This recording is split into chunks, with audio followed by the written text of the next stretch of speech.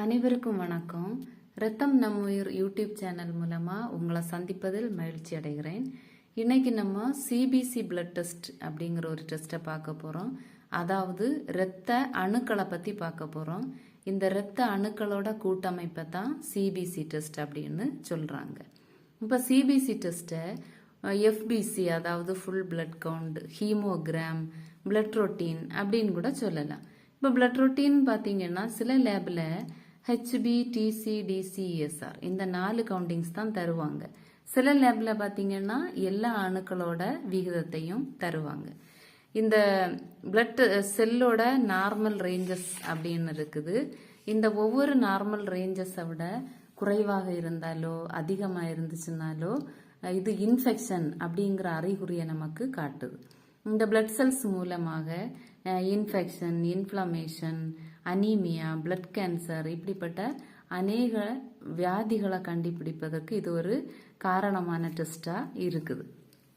இப்போ சிபிசிக்கு அண்டர்ல என்னென்ன டெஸ்ட் வரும், அதோட நார்மல் வேல்யூ என்ன, அந்த கண்டிஷன் என்ன அப்படிங்கிறதை நம்ம பார்க்க போறோம். இப்போ சிபிசிக்கு அண்டர்ல வரக்கூடிய டெஸ்ட்டை பார்த்தீங்கன்னா டிசி அதாவது total count, DC differential count, HB haemoglobin, PCV packed cell volume, RBC red blood cell, MCV mean corpuscular volume, MCH mean corpuscular haemoglobin, MCHC mean corpuscular haemoglobin concentration, RDW red blood cell distribution with platelet, MPV mean platelet volume, ESR erythrocyte sedimentation rate அப்படின்னு பல கவுண்டிங்ஸோட வேல்யூஸை கொடுத்துருப்பாங்க. இதில் பார்த்தீங்கன்னா first total count அதாவது டிஎல்சின்னு கூட சொல்லலாம், total leucocyte count, வெள்ளை அணுக்களின் மொத்த அளவை கொடுத்துருப்பாங்க. இதோட நார்மல் வேல்யூ பார்த்தீங்கன்னா 4000 to 10,000 cells per cubic MM அப்படின்னு சொல்லியிருக்காங்க. Below the normal value, this condition is called leukocytopenia. Above the normal value, this condition is called leukocytosis. இப்போ லியூகோசைட்டோபீனியாவா இருந்துச்சுன்னா என்ன காரணமா இருக்கலாம் அப்படின்னு பார்த்தீங்கன்னா cirrhosis of liver, disorder of spleen, pernicious anaemia, typhoid fever, viral infection இப்படி ஏதோ ஒரு காரணம் இருக்குங்கிறத தெரிஞ்சுக்கலாம். இப்போ லியூகோசைட்டோசிஸா இருந்துச்சுன்னா infection, allergy, common cold, tuberculosis, glandular fever அதாவது எப்ஸ்டெயின் பார் வைரஸ்னால வரக்கூடிய ஒரு ஃபீவர் இப்படி ஏதோ ஒரு காரணம் இருக்குங்கிறதையும் தெரிஞ்சுக்கலாம். நெக்ஸ்ட் பார்த்தீங்கன்னா டிசி அதாவது டிஃபரன்ஷியல் லியூகோசைட் கவுண்ட். இந்த டிஃபரன்ஷியல் லியூகோசைட் கவுண்டில் வெள்ளை அணுக்களோட விகிதத்தை கொடுத்துருப்பாங்க. அதாவது 5 டைப்பா இந்த வெள்ளை அணுக்களை பிரிக்கலாம். இதுல என்னென்ன வெள்ளை அணுக்கள் அப்படின்னு பார்த்தீங்கன்னா நியூட்ரோஃபில், இதோட normal value 50 to 60%. Next lymphocyte, இதோட normal value 20 to 30%. Eosinophils 1 to 5%. Monocyte 1 to 2%. Basophils 0 to 1%. இதுல ஃபர்ஸ்ட் நியூட்ரோஃபில் இது லோவா இருந்துச்சுன்னா என்ன கண்டிஷன் அப்படின்னு பார்த்தீங்கன்னா நியூட்ரோபீனியா அப்படின்னு சொல்லுவாங்க. நியூட்ரோபீனியாவா இருந்துச்சுன்னா என்னென்ன காரணம், phone மேரோ disorders, tuberculosis, typhoid fever, vitamin deficiency, auto immune disease இப்படி ஏதோ ஒரு காரணம் இருக்கு அப்படிங்கறத தெரிஞ்சுக்கலாம். இப்போ நியூட்ரோபீலியா அப்படின்னு பார்த்தோம்னா acute infection, metabolic disorder, injection of foreign proteins, injection of vaccine, poisoning by chemicals like lead, mercury, benzene, poisoning by insect venom, acute haemorrhage இப்படி ஏதோ ஒரு காரணம் இருக்குங்கிறத தெரிஞ்சுக்கலாம். இப்போ நெக்ஸ்ட் பார்த்தீங்கன்னா லிம்போசைட்.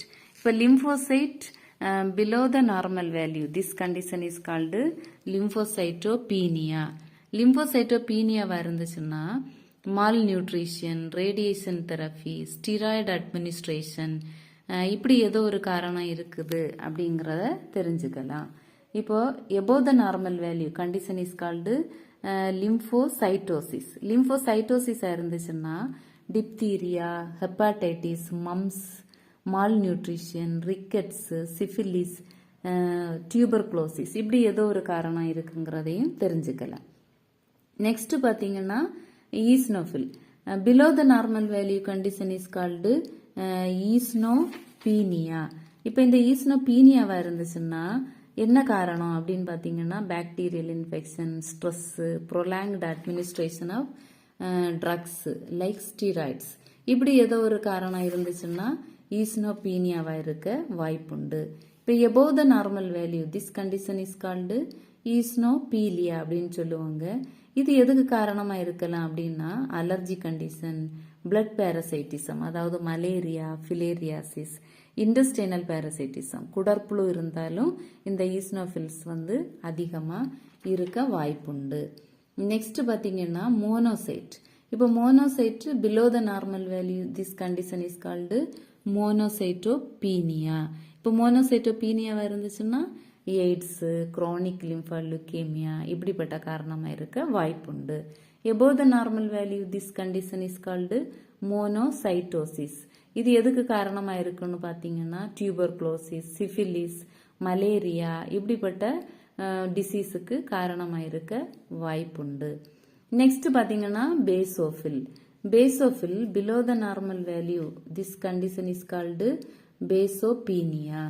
இப்போ பேசோபீனியாவா இருந்துச்சுன்னா skin disorder, stress, radiation therapy இப்படி ஏதோ ஒரு காரணம் இருக்கலாம் அப்படிங்கறத தெரிஞ்சுக்கலாம். இப்போ above the normal value this condition is called basophilia. பேசோபீலியாவா இருந்துச்சுன்னா smallpox, chickenpox, polycythaemia vera இப்படி ஏதோ ஒரு காரணம் இருக்குது அப்படிங்கறதையும் தெரிஞ்சுக்கலாம்.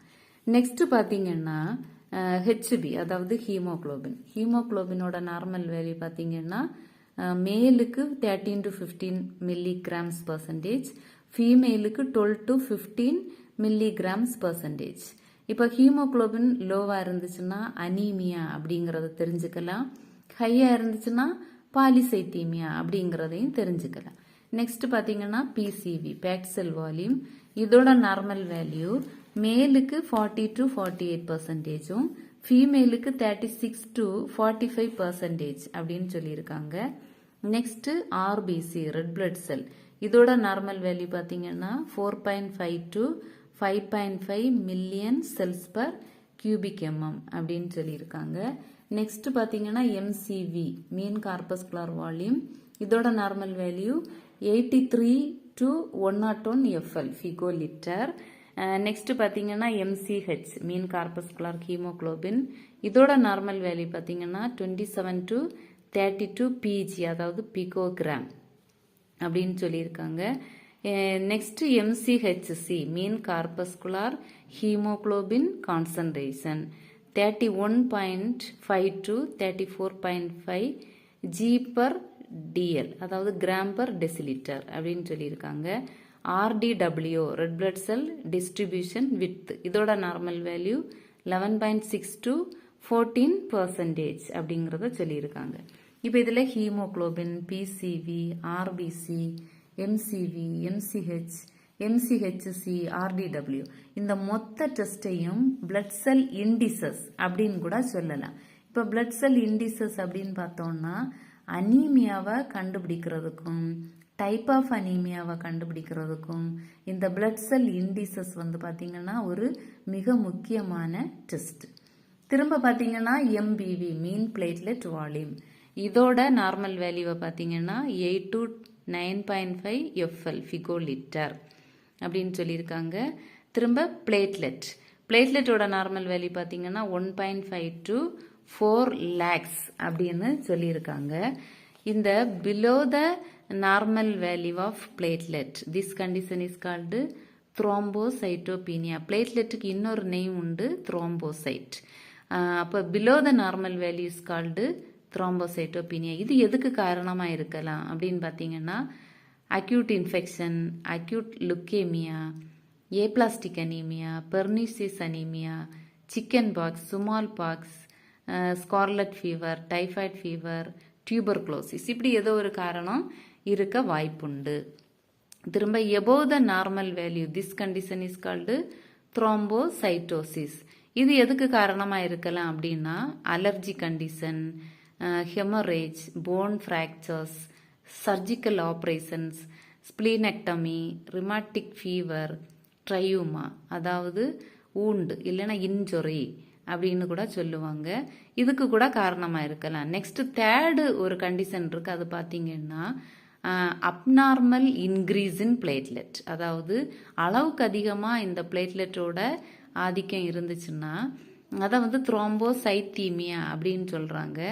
இது வந்து எதுக்கு காரணமாக இருக்கும்னு பார்த்தீங்கன்னா carcinoma, Kronig leukaemia, Hodgkin's disease அப்படிங்கிற கேன்சர் கண்டிஷனுக்கு கூட இது காரணமாக இருக்கலாம். லாஸ்ட் ஒன் பார்த்தீங்கன்னா இஎஸ்ஆர், எரித்ரோசைட் செடிமெண்டேஷன் ரேட். இதோட நார்மல் வேல்யூ ½ an ஹவருக்கு 4 mm, 1 ஹவருக்கு 10 mm அப்படிங்கிற ரேஞ்சில் இருக்கணும். இப்போ பிலோ த நார்மல் வேல்யூவாக இருந்துச்சுன்னா இதில் வந்து பார்த்தீங்கன்னா allergy condition, sickle cell anaemia, polycythaemia இப்படிப்பட்ட காரணங்கள் இருக்க வாய்ப்புண்டு. எபோவ் த நார்மல் வேல்யூவாக இருந்துச்சுன்னா tuberculosis, all type of anaemia, malignant tumours, rheumatoid arthritis, rheumatic fever, liver disease இப்படி ஏதோ ஒரு காரணம் இருக்க வாய்ப்புண்டு. இப்படி இந்த சிபிசி டெஸ்ட்டில் ஒவ்வொரு செல்ஸையும் எப்படி நார்மல் வேல்யூ இருக்குது, நார்மல் வேல்யூவை விட அதிகமான என்ன காரணம், குறைவாக இருந்தால் என்ன காரணம் அப்படிங்கிறத நம்ம இதில் தெளிவாக பார்த்தோம். திரும்ப இந்த பிளட் செல்ஸை எல்லாம் கவுண்ட் பண்ணி எடுக்கணும்னா மேனுவலாகவும் கவுண்ட் பண்ணுவாங்க, கம்ப்யூட்டரைஸ்ட் மிஷின்லேயும் கவுண்ட் பண்ணுவாங்க. இப்போ மேனுவலாக கவுண்ட் பண்ணணும்னு பார்த்தீங்கன்னா இதுக்கு மைக்ரோஸ்கோப், ஹீமோசைட்டோமீட்டர் அப்படிங்கிற முக்கியமான இன்ஸ்ட்ருமெண்ட்ஸ் தேவைப்படுது. இப்போ நெக்ஸ்ட் வீடியோவில் நம்ம இந்த மைக்ரோஸ்கோப்பை பற்றி தெளிவாக பார்க்க போகிறோம். அது வரைக்கும் உங்கள்ட்ட